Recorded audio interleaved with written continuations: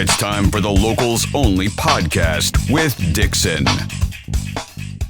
Yo, what's up? It's another edition of the Locals Only podcast. Joining me this week, you know both of them from the Locals Only Spotlight. The single is called Lost and Found. Today we are joined by Empires in Orbit and Mr. Josh Coy. Gentlemen, how are you?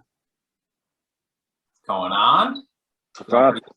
I'm very excited because this is the first three-window Locals Only podcast I've done since we brought it back. So it's my first legitimate two people at the same time situation. So I'm happy that it's the two of you. The song is in the Locals Only Spotlight. It's called Lost and Found. The reaction to it has been insane. And I say this to you every time, Gary, when you and I chat, man, does this thing sound like 2022, right? I love what's going on in your musical world, and I'm so excited to have this. Josh has collaborated with you in the past. You guys had a song that you put out that also got some love from the radio station called Cruise Control. Still one of my favorites.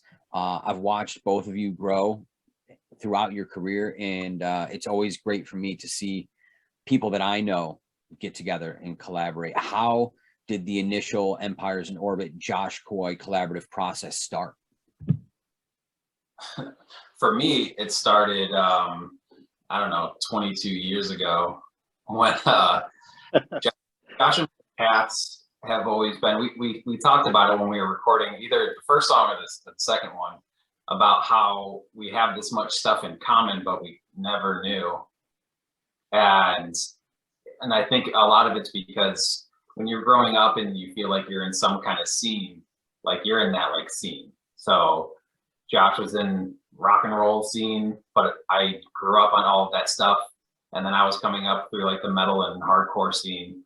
But I feel like both of us, because we like all sorts of crazy music, don't care that much about scenes. So we would see each other at everybody's shows because we like that kind of stuff. But I feel like there's only a handful of people, I think, that can walk into, Westcott Community Center and not care what bands are playing. You just want to go see bands. So I've thought of Josh in that way, but there's never been a project of mine that would even make sense to even have that discussion. Like If Hope Dies wouldn't have made sense. Your voice would have been blown out for a year and a half. So, so I think it would have sounded terrible. First, if I come in there, it's flying around with, it looks like I'm being tossed out of a hurricane with my bass when you're playing some smooth jams. That wouldn't have made sense 15 years ago. But now we're old and playing some weirder, different stuff, and we I think where I've grown is there is a chunk of me that is metal, but I'm not, and I never really have been. I've listened to Daft Punk and Jamiroquai more than I've listened to Slayer and Cannibal Corpse.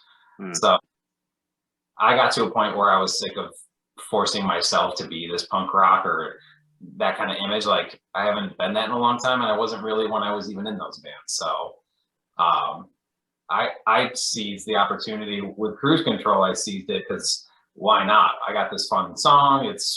We're not taking it seriously. Let's just do something. But this one was a little different for me, anyways. It was a way different. Josh was the first person I thought of for this song. To me, it was really no question. I think I might have given you an option of songs, but this one seemed pretty clear. And this made sense. And so having him on this, and for a record that's just, it's a lot more meaningful. It's a lot more purposeful. It felt like he had to be on this song. So I got really lucky that he actually wanted to be. So that's my side. So Josh, where did all of this where did the catalyst for this come from? And I've got to say, and I love all the stuff that Gary's put out, but the two that really stand out to me, and I know it's because you and I have history, and I've been such a fan for such a long time. The two that I connect with are Cruise Control and this new one, Lost and Found. I think the thing that I like about both of them is that there's a build with an intro and stuff, right? And then obviously the warm tones of your voice, your lyricism, the way you craft songs. What is it that genuinely speaks to you about this? Because I know this is a little bit outside your wheelhouse of what you've done over the course of your career. Honestly, I think the first song was like a total collaboration lyrically and melody wise. Like there was moments when Garrett would just come over to my house and we would just be writing lyrics back and forth and like, you know, crafting them that way. I would sing a melody line out loud, and you know, we'd get all embarrassed like to try to sing out loud to each other because, you know, it was like during a pandemic, so we're just kind of with our masks on, sitting 6 feet apart, throwing out melody ideas. Like, this is really awkward, but you know, it's coming together.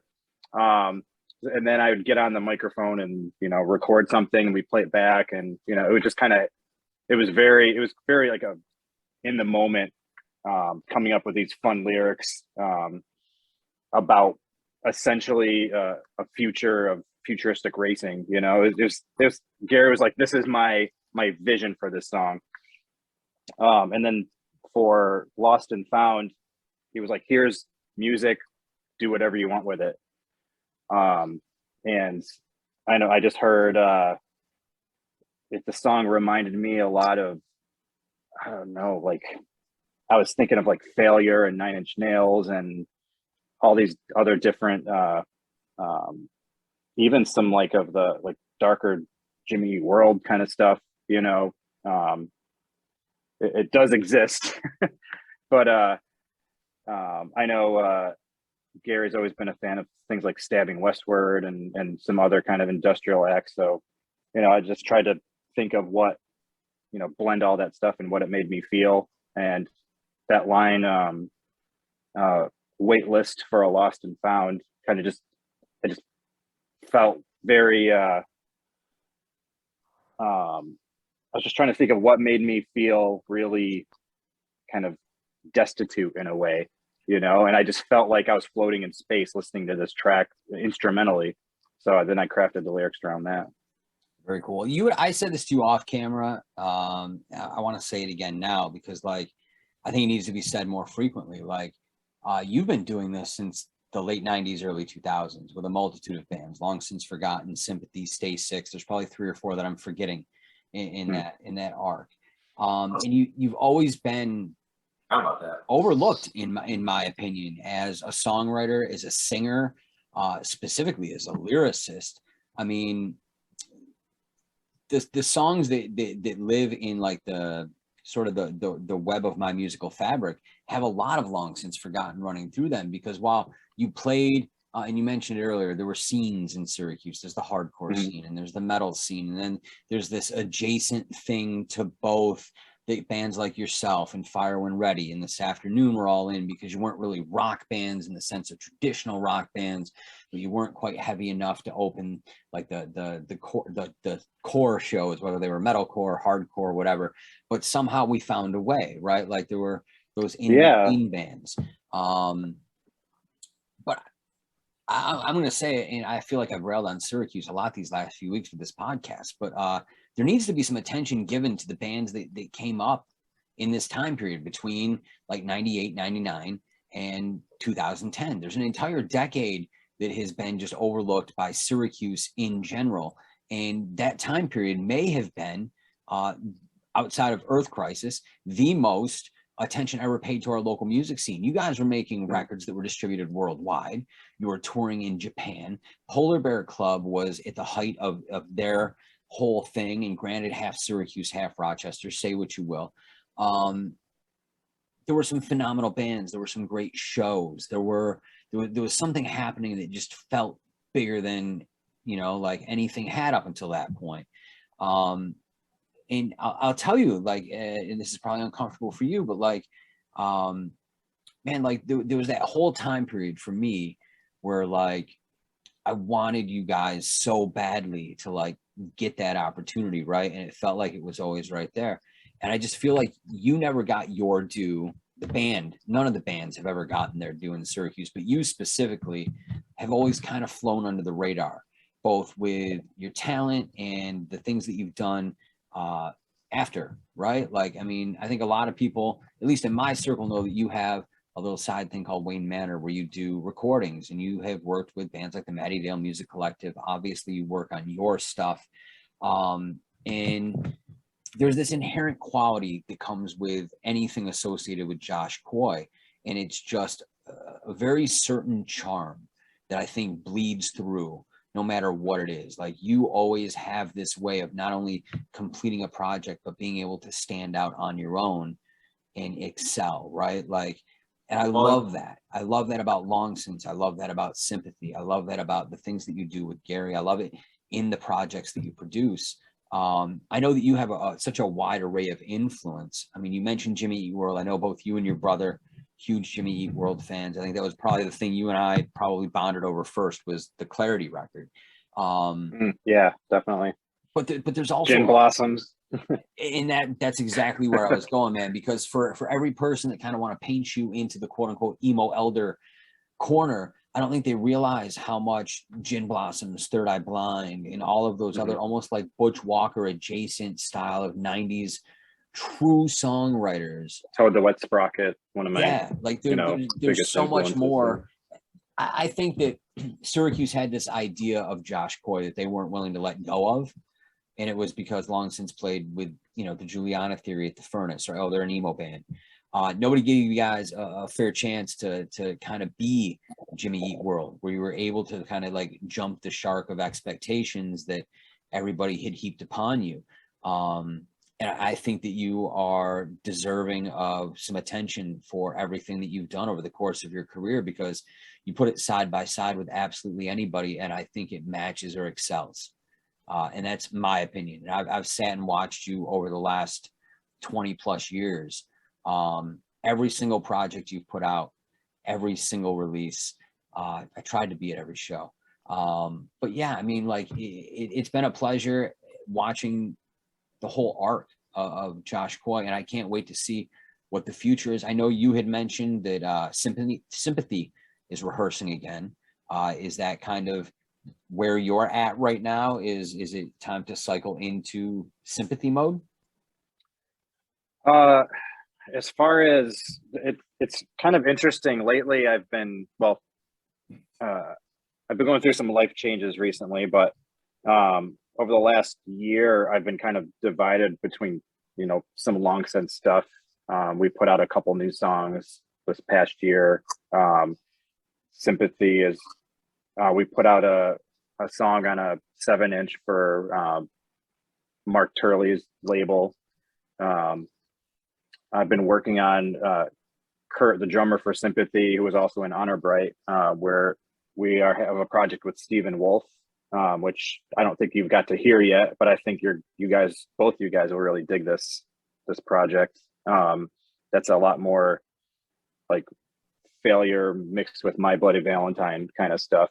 I'm really into this. Yeah, I mean, I just think I just try to diversify myself in what I do. I mean, it's funny that I always got associated with emo as a songwriting, person. Yet right after I stopped doing Long Since and started doing more recording, it was all punk and hardcore bands that I recorded. Maybe the occasional rock band, but most of the stuff I did was all punk and hardcore. And some of my favorite things I've ever done came out of that time frame, like the Oak and Bone stuff. I did a Night Owls record, which I was going back through a few months ago listening to some of this stuff, and I can say I'm really proud of how that stuff came out. Even some remember that band? Oh my God, why am I drawing a blank here? Hardcore band on oh my God, started with an F. Forfeit. Oh yeah. I recorded some Forfeit stuff too that ended up doing pretty well. So, well, I think that's what, I guess, how I visualize people like you, and what I hope eventually translates for me is it does, like you kind of talked about it, Scott, like I feel like there's a handful of people in this region that have either always been like right on the cusp of something huge, but like it's like we're invited to the dance, but we're not allowed to dance. Like like we're always involved or parallel to something, and I feel like we don't really have a choice. And I'm sure, Josh, you have to feel the same way to some degree, that like I mean, I get really frustrated at times because I'm putting everything into it, but everybody does, whether or not they're the most right. amazing like musician ever, or they are. You wouldn't make it if you're not putting it into it. So, Right. but we don't really have a choice. Like we could get frustrated and we can take a break for a little while, but it doesn't matter. We're born to make records, not just play songs here and there.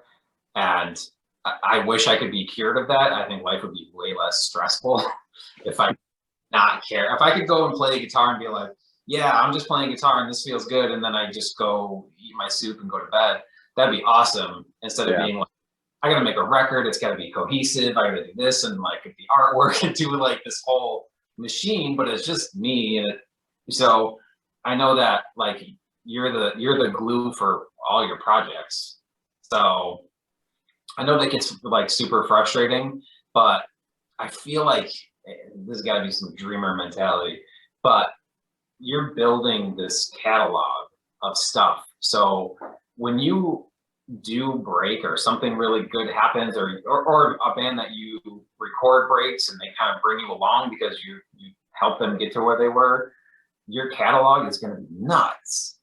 And it's far better and way more ahead, even though it feels like now it probably is not nowhere but treading water. But when you have all of that stuff and then everything takes off, it's not some like new band that, you know, their dad got them something, but they have no songs. Right. You know, have just what you just heard and that's it. You're gonna have like 500 songs. You know. Like, yeah, I think I've just always been, you know, after the last label that Long Since worked with, kind of just to make a long story short, we put a record out with this label, and then a month later they went defunct and didn't do anything with the record. So, and then, you know, everything kind of got depressing in that world really quickly.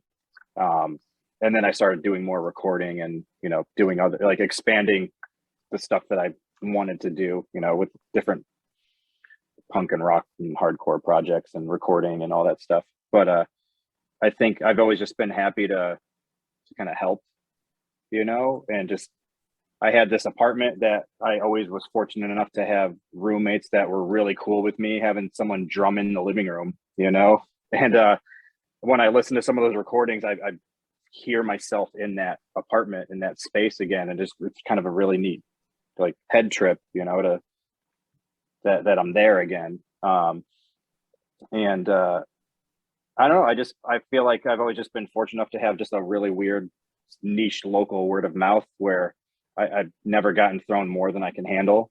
And I can say, you know, hey, I can work with you for this amount of time, and, you know, I can record you for, you know, if you have 5 songs, $500, call it even, you know. Or if most of the time bands just throw me extra money because I just work so hard on whatever we're working on. And I just do it for fun. And like you, Gary, like sometimes I'll go months without touching my guitar, and then I'm like, I gotta write something. I gotta write a record. I've been bouncing all these ideas around in my head and they're not getting out, and all of a sudden I have an EP or a record of something, some project. That's what happened with this record. I spent so long, and it's such a weird, eccentric record from start to finish. And so that was just really tricky. There's a lot of songs I didn't use or just didn't work. And I just spent so much time getting it done that by the time the music was done and I started recruiting all the singers, I didn't want to touch an instrument. Like Like, I don't want to walk by an instrument.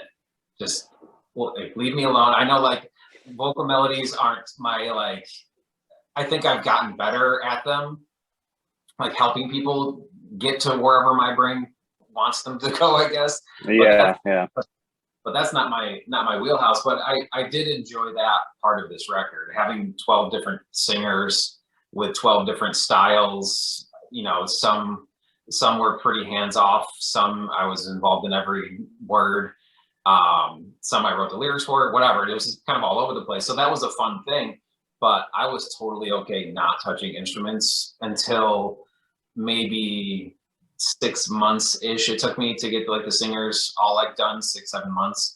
And at the end of that, when we got into the mixing process, I like was obsessed with making music again. And like, so I like sat down and I wrote, like, I have an entire, I haven't decided if it's going to be Empires or Coral Blue, my other project. But it's all like this really even more futuristic, but way poppier, almost hip hop electronic sounding. But like, I got super in the zone and was like, I don't want to touch anything. And then it's like, I get sucked into this like tidal wave of like, oh my God, I thought I was done with ideas. Like, like how many more stupid ideas are in here? But it's a blessing and a curse, right? Like, because you both have this infinite amount of artistry. And I think that, Gary, you're sort of at the beginning of that arc now, tapping into, you know, not being a cog in the wheel, so to speak, right? Just being one of the 5 guys on stage. You're actually letting your vision out, like, and being able to not only like draw the outline, but color it in, right? And draw the background. And I love that. And I love that we're barely just scratching the surface of what Empires in Orbit and Coral Blue are going to do. I love that we're 2 decades into the career arc of Josh Coy, and that there's probably another dozen records still to come over the course of time, from 1, 2, 7 different projects, right? Like, and I know that everything that's going to come out of both camps is going to be 100% quality. When does the record drop, Gary?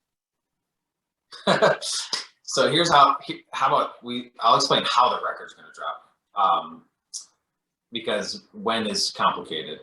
So made the decision a couple months ago that instead of doing the typical, I'm going to do a single, because we started filming videos. I picked the 3 songs I wanted to be like the 3, like, I guess, main videos or main songs for the record, I guess.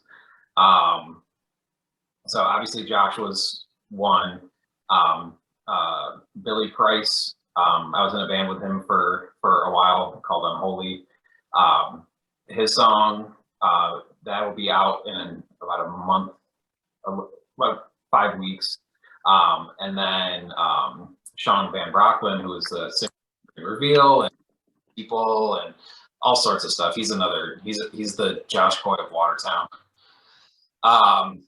So those were the 3 singles I knew that I wanted to put money into some legit videos.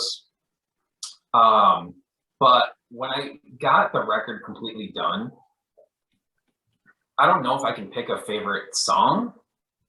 There's so many different things, and singers put so much effort and so much way different kinds of talent into it, that started to stress me out, that I'm like, how am I even going to pick? I'm going to pick 3 songs to like represent this when 12 people did this. So, all I gotta say, dude, is that the number of people and the talent that you got on this record it just blew me away. Like, I'm so stoked for you.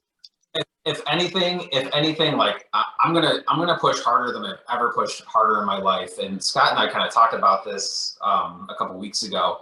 But there's a whole different level of accountability. It went from, I'm super honored that all of these people that I listened to their bands for years and years agreed to do this with me. So that felt really good. But when I finished it, it flipped. And now it's like, damn, now I feel accountable. 12 different people, like, I can't just be like, well, I tried my best. It's like now I have 12 voices of people that literal their voices that even if no one's putting pressure on me about this, but I can't let them down. Like they did this. They didn't, no one's charging me a crazy amount of money they just did it because we've been friends for a long time, or they like stuff I've done. It's kind of all over the place. I have like lifelong friends and people I've never met in real life that are on this.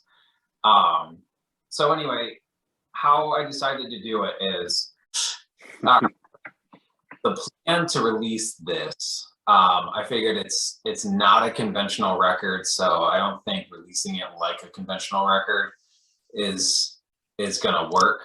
And I don't have anybody backing me. It's not like the whole 2 or 3 single thing matters. I don't have a corporation pumping money into this, so it's really whatever I want to do.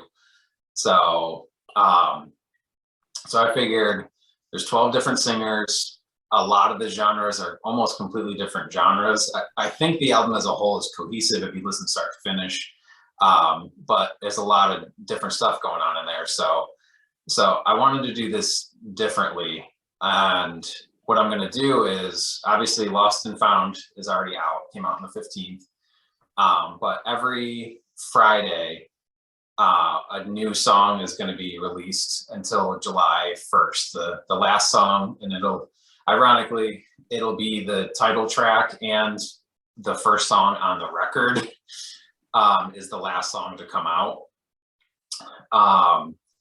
But I thought that would be a really cool way to do that, and to be able to really explain to whoever's paying attention why I did this, and hopefully why everybody is on board with me making it this way. I wanted to dedicate a full week to that singer and that song, and instead of it being like, here's 3 songs out of 12 I think are important, it's like, why the hell did you write the other 9? Like, what are the? So I thought this would be a cooler way to do that, and for myself to honor the time and talent that people shared with me with these songs, because they're completely different. Like, my experience with Josh and my reasoning for Josh is completely different than what the song that's coming out this Friday is with Kevin Passerell from Sound of Sangre and Ego Destroys. Completely different reasons why that is amazing to me that they're on this record with me. And then the next song is a song with Chaka Malik, and that's completely different than everybody else's. So the more I thought about it, was like, no, these are all their own thing. They're eventually going to be out on one thing, but they're their own and kind of deserve their own spotlight for at least a week. I think it's cool. Ultimately, like, most of these records have seemed conceptual, at least from my perspective of like consuming them. And what I like the most about Empires in Orbit is, like, unlike most books, you can't just take a chapter out of it, read that chapter, and feel like you understand what the person who wrote it, sort of where they were, right? But that's what I like about Empires in Orbit, is I know that this album is going to be cohesive and that there's a theme to it. But I love the fact that you're releasing it chapter by chapter and totally out of order. And in the end, you're letting people connect the dots to understand what the story is. Yeah, I think that helps both mentalities with music. Because I don't think there are people who just love singles and like making, back in our day, like making mixtapes and mix CDs, and they don't need full records. And there's some people who hate that mentality and want to know what this band sat down to write. And I feel like I'm equally both of those. Like, my Spotify, I have a disgusting amount of playlists that I've made, and I still have mix CDs all over my house. So I get that mentality, but I am a sci-fi nerd, and the bands that I really love, like Nine Inch Nails and Opeth, and a lot of those bands, like, I want to know what their intention was too. I want to go on that journey that they probably intended me to go on. But like you just said, I don't actually need that either. I can pick one song off any of those bands' albums and put them on a playlist, and that's its own separate experience. So I'm hoping that both parts of people's brains they should like something on this. If they don't like, if there's somebody who doesn't like a single thing on this, man, I gotta figure that out before the next record, because one sounds like Nightmare Before Christmas, and it has actually my wife is on it, and she tells this beautiful story, and she sounds amazing. And then we got Billy Price screaming and swearing and going nuts, you know. So like, if I didn't catch somebody with those 12 songs, I was blaming it on the singers. You also know that like ultimately like what other people think of it are less important than the experience of making it, putting it out into the world, right? Like I think that we all were sort of led to believe that like success comes with like record sales and radio play and all of these things, but I think the part that nobody wanted to like let younger people know from older generations is like, you know, it isn't just that. It's about the creative process. It's about the artistry that goes into it. It's about the process. It's about the sort of the catharsis that is putting out your art in such a manner that you two have done consistently over the courses of your entire career. And for me, regardless of what anybody, I mean, again, you know, tour Japan, record deals, Gary's written an album that was transposed into a ballet in the third largest market in America. And somehow like here we sit in Syracuse and people just don't know, but it's a bummer to me. And I don't know. I feel like our community has let the both of you down over the course of time. And I think that the next couple of years could be everything that we all need, right? I think that there needs to be some change and some focus.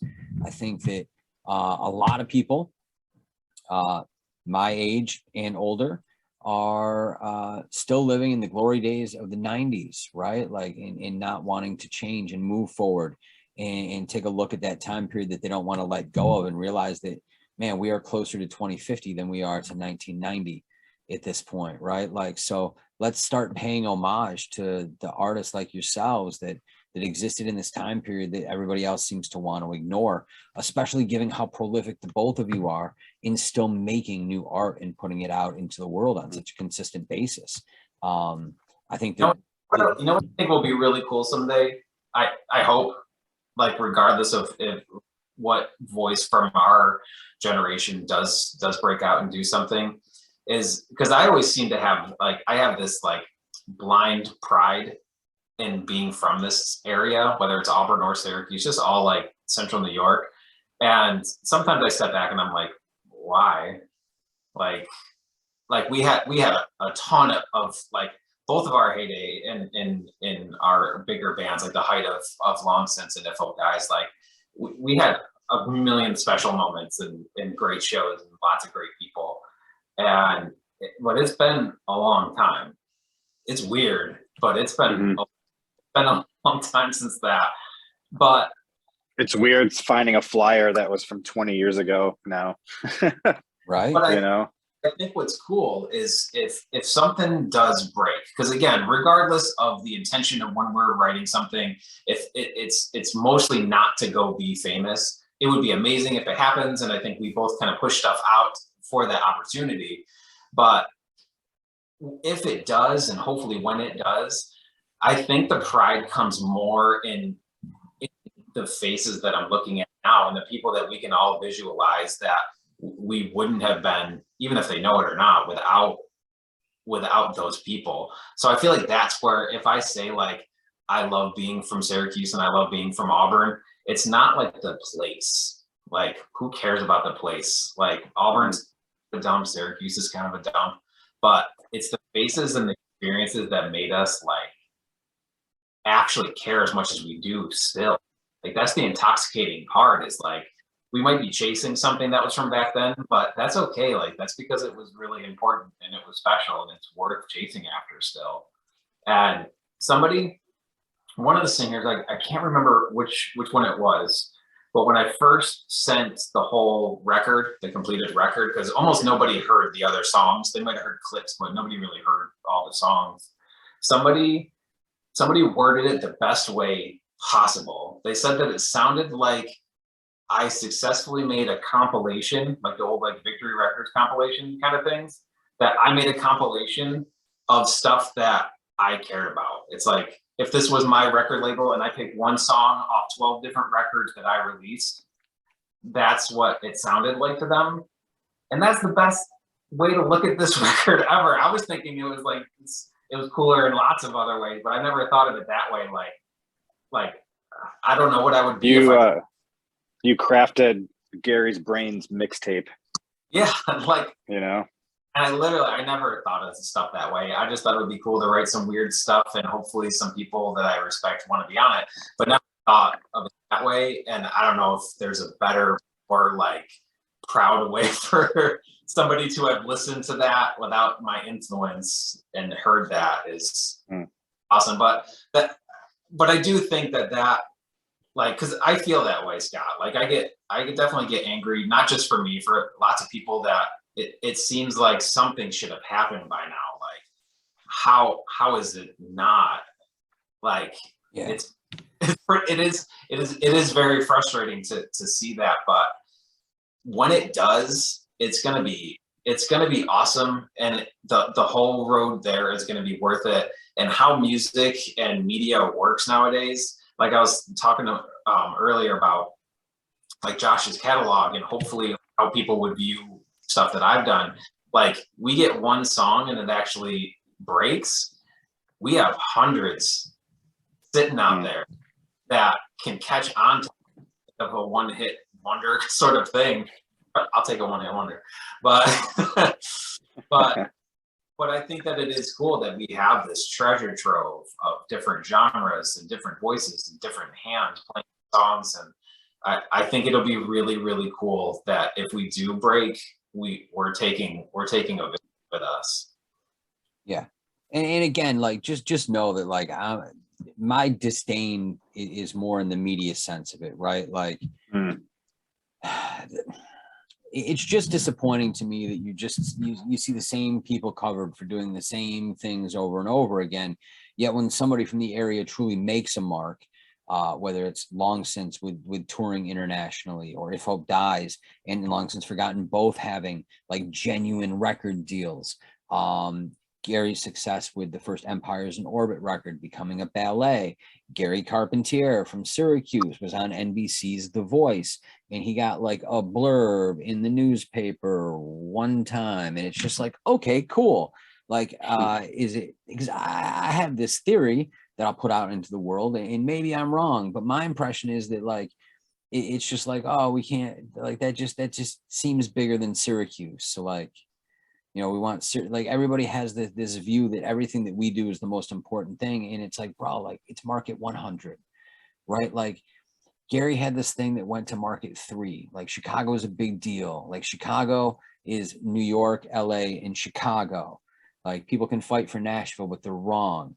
It's New York, LA, and Chicago. The fact that you had a ballet sold out both nights. I mean that to me that's newsworthy. Like that's something that should be on the news, right? Like, hey, here's some footage of Gary Mann from Auburn, New York, who wrote this weird electronic record that inspired a ballet company in Chicago to like score, like use it as a score for an entire show. Oh, and by the way, it sold out for 2 nights. Oh, and by the way, he's from Syracuse. Like, how do you not want to tell that story? Like, hey, Long Since Forgotten's got this amazing record and they signed this deal and they're going to Japan. Like, why don't we cover that? Like, why is there no interest in that? And to me, it's a disconnect with the arts, right? Like, it's because Long Since and If Hope Dies didn't play your typical like weird bar where like there's neon beer signs. It was always in DIY spaces or on the front end of like bigger shows in larger venues. And it just seems like people can't wrap their heads around anything larger than what happens in their own little neighborhood. And it just bums me out, right? Because there's a lot of cool things that have been overlooked in the 20 years that the two of you have been at it, the 30 that I've been at it. That just made me feel extra old, 30 years. Maybe a little better. That's nice. You know, like, but you know, like, and I said this to somebody the other night, right? Like, and we're getting way off topic here, but like, y'all are always going to be the age you were when I met you. Like Josh is always going to be the really shy kid with his brother from Happy Endings. right? That I met that one random night and then invited them to come over and play Styleens, right? Gary's always going to be the loud douche by the door next to the promoter, right? Like at the Furnace or the 505 or wherever the hell we were doing shows at the time, right? Like, and I get that, like, we've all grown into different people, but like my brain doesn't let go of those things, like, because I know most of your peers, like I think it was Brian Ward actually, because I was chatting with him last night. He was like, yeah, I gotta like wrap this thing up quick. I gotta grab the kid and do homework and put the kid to bed. And in my head, I'm like, how does this 17-year-old kid have a kid that's in school? Wait a minute, Brian's almost 40, right? Like you just kind of like lose track of that. Brian is such a funny thing. He's obviously one of my best friends. This record couldn't happen without Brian. He was an unreal staple and a rock through this whole thing. But it is so funny thinking of Brian specifically, because he was always this snotty little kid that always just wanted to be anywhere. He just wanted to be around anything. Because I don't know if you even know, do you know that he's Allie's cousin? Yeah. From that. So like it's always just Allie's little cousin wants to be around.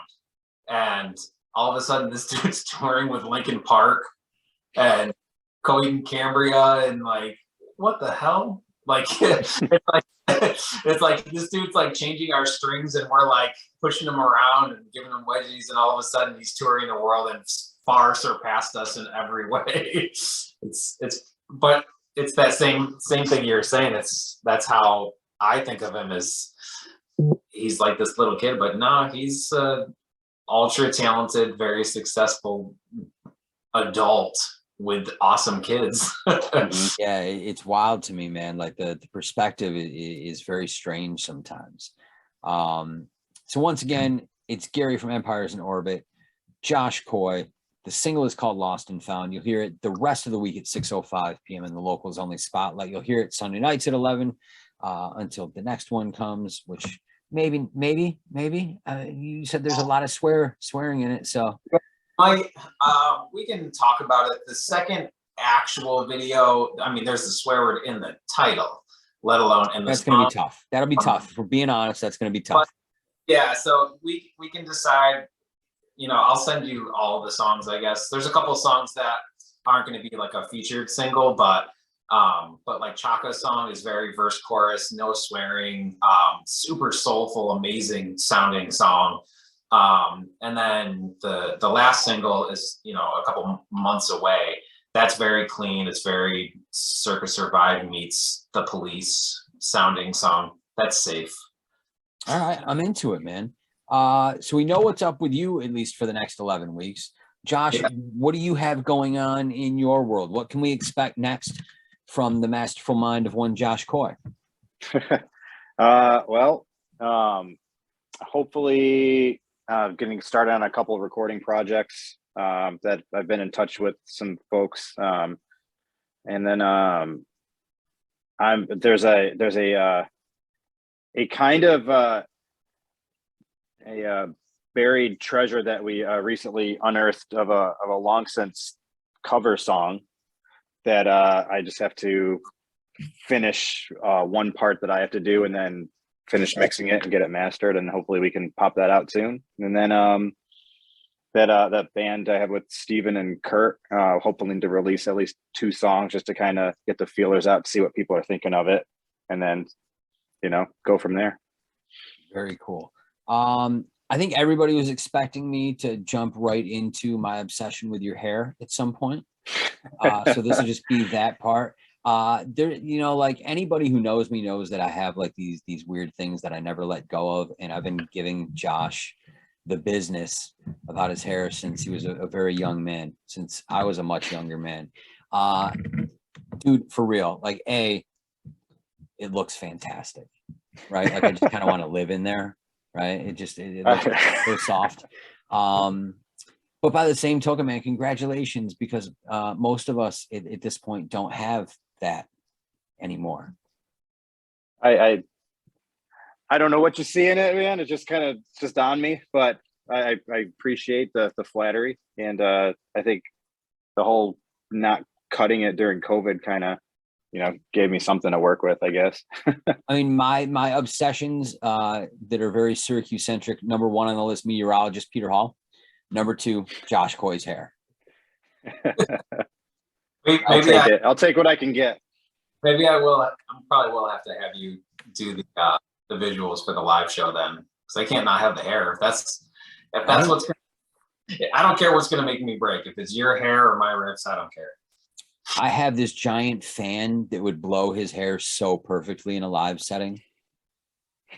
Like everybody would swoon, male, female. No doubt in my mind. No doubt in my mind. So I think that's where we'll just wrap things up, right? Because it's always fun to end on a high note, and I don't know that you can get much higher than looking at Josh Coy's wonderful locks of hair. So once again, I don't even know what to say, but I'll just say thanks. You're welcome, and thank you. So once again, Josh Coy, Gary Mann, Empires in Orbit, Josh Coy, long since forgotten, Sympathy, a whole host of others. Do the digging, go back and check out their back catalogs. I promise you, you will find something that you'll truly enjoy. Gentlemen, congratulations on Lost and Found. One of my favorite songs, and not like one of my favorite local songs of 2022 thus far. One of my favorite songs, period, of 2022 thus far. Real quick, I know we're cutting it off, Thanks. but it's to launch this record, like it's going pretty nuts right now. I don't know if you've seen like the numbers, at least like Spotify, but I think in the next couple of days it's going to be at 4,000 already. So like if that is a decent indication of what I hope happens for the whole thing, but at least as a launch, it's like, oh yeah, I think we might have hit something. Like, check your Shazam numbers next week and see how that pops off for you. Yeah, like something. No, for real. Like check the Shazam metrics next week after being on the air for a week and see if it popped off. Because I know because Empires in Orbit has such an array of fans. Like we talked to Council a few weeks ago, where they have such an international fan base. I know that that's the case with you as well. It would be great to see that some people in Syracuse heard it, were interested enough to Shazam it, and then went in, like saved it or whatever the Spotify terminology is, because I just push the heart button and then it's in my list. Yeah, so far it seems like Denmark cares more than Syracuse, but hopefully we'll get there. Yo, Denmark's dope. Josh, want to go to Denmark? What's that? We'll tour Denmark. I'm cool with that. All right, I'll book it. Perfect. Well, gentlemen, I can't thank you enough for joining me. Josh has been sort of the elusive person that I've wanted to have on since the beginning of the pandemic, and we've never been able to make it work. So really, sorry about that. No, dude, it's mostly it's me, because like when you're free, I'm not. When I'm free, you're not. Like it's just been, there's no apology necessary, sir. I just wanted to say thank you for finally being like that last check off my list of people that I made at the beginning of the pandemic that I wanted to have one of these sessions with.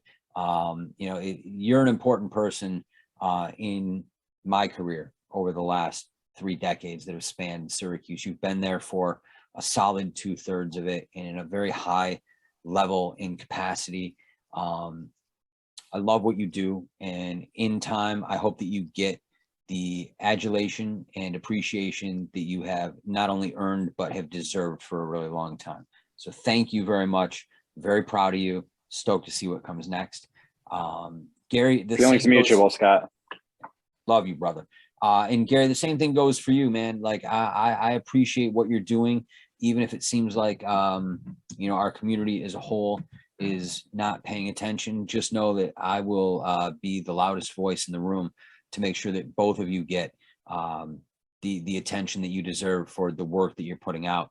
I think that it is some of the most high level and truly compelling art that's available and that has come from right here where we sit, Central New York. And man, I can't wait to see what the future holds for the both of you, because I think despite the fact that you've had both had a very long run, I think you're both just kind of like on that cusp.